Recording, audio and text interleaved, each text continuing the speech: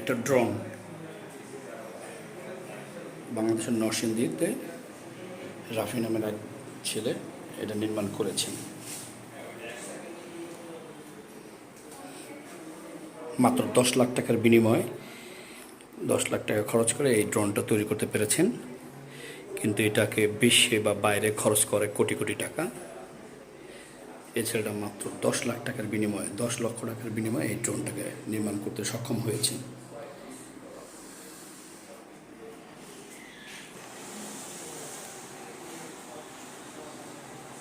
প্রাথমিক পর্যায়ে এই ককশিট দিয়ে ট্রাই করেছে, ককশিট দিয়ে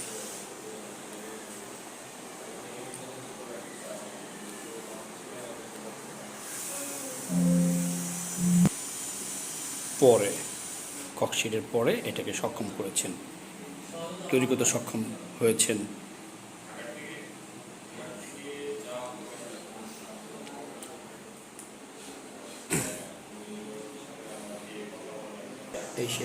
এই সে রাফি।